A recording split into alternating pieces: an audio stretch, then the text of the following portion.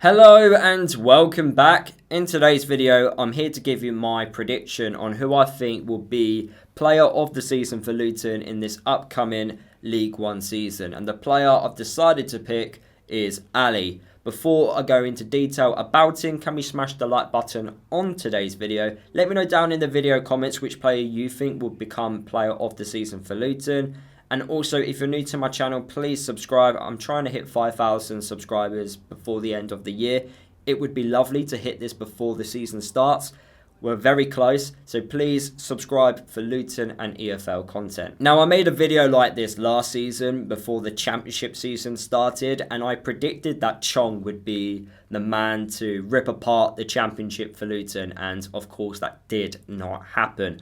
Hopefully this little mini-series where I predict who could potentially win player of the season for Luton doesn't become a curse, and Ali does have a fantastic year. But let's look at last season's stats for Ali. So for Exeter in League One in the first half of the football season, he played 25 times, he got 9 goals and 1 assist. If he actually stayed at Exeter, I would predict he would have managed to get around 16.4 goal contributions throughout the season, which isn't bad for a team that's just finishing mid-table in League One. And then for Luton, 16 appearances, 4 goals. If he was with us from the very start of the championship season, you're looking at around 11.5 goal contributions throughout the season. The 4 goals which he did score for Luton were big goals. He scored the last minute goal against Stoke away, and then also away against Derby, which was 3 massive points. And then on the final day of the season, 2 big goals against West Brom.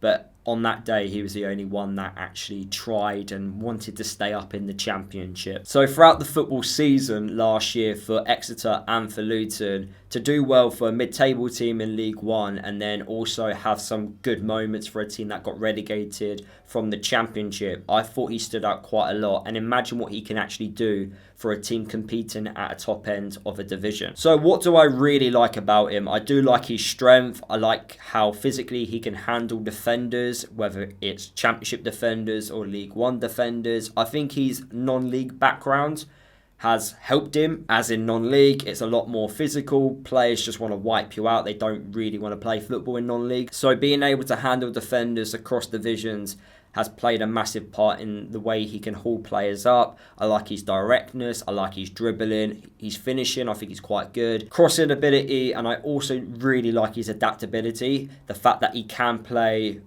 on the left, he can play on the right, he can play as the striker as well, and he also did play an odd game for us as a left wing back. In terms of improvements, if I'm going to be a little bit harsh on him, I think he needs to stop cutting in. I think at times, especially in the championship, he was trying to cut in on his right foot too often, whereas he can use his left foot. I've seen it. I'm seeing the way he dribbles. He can use his left foot. Maybe he just needs to trust himself a little bit more, but there were times where I felt he was cutting in far too often for me, but that's the only real negative I can really point out in his game. So how does he fit going forward? So the first question which we need to ask is, will Matt Bloomfield play the 4-2-3-1 formation? Because if he does, then players like Ali, who are wingers, can thrive in this formation. They will be given the ball quite a lot out wide, and they will have a lot of responsibility in terms of creativity. Players like Fred Onyedinma at Wycombe thrived when they got given this responsibility and had a good season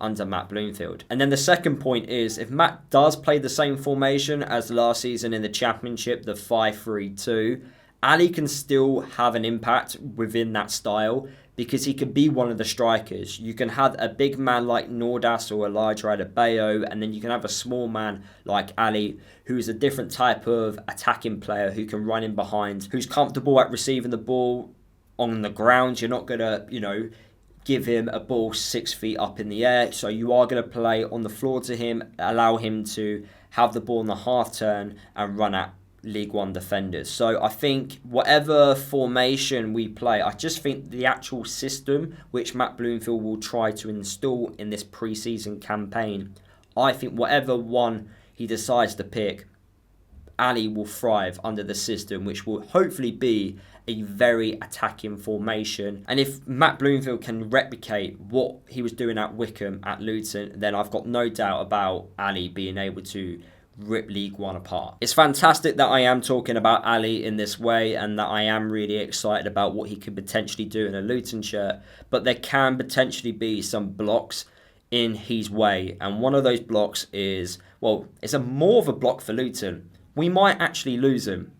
Hopefully we don't. There has been some rumours about, for Ali, the likes of Leicester and also Sheffield United being interested in him. So hopefully we can actually keep hold of him. But if he does do extremely well in the first half of the League One season, he could potentially leave in January, depending on how well he's doing. Now, he is 25 years old. He turns 26 in February. So we're now approaching his very best years. That's when I think wide attacking players, strikers, when you turn 26, that's when you start performing your very best. So someone might take him away from us when he's performing at his very best in League One, and you can't blame him if a top-end championship team come in for him. But of course that does mean they would have to give us a lot of money because he's only recently signed a long-term contract. Also, another block that could potentially happen is being around players with poor attitudes and mentality. And what I mean by that is, of course, right now we're trying to offload as many players as possible, the ones which we think shouldn't be here, the ones that potentially think they're too good to play League One football, and having a couple of bad eggs in a dressing room could impact other players, and hopefully his head doesn't get turned, or he, I guess, acts like the other players. I like to think we've done our background checks on Ali about his character and attitude, so hopefully he doesn't get influenced by the bad eggs in the dressing room and he can focus on his game and also help us win games of football in the third division. So that is the end of today's video. Hopefully you did enjoy it. Let me know what you think down in the video comments. Please let me know if you think anyone else will be the player of the season for Luton. I honestly have high hopes for Ali, and I really liked what I witnessed last season in the Championship, and I just think if he's doing that against Championship defenders, imagine what he's going to do against League One defenders, and that really does excite me.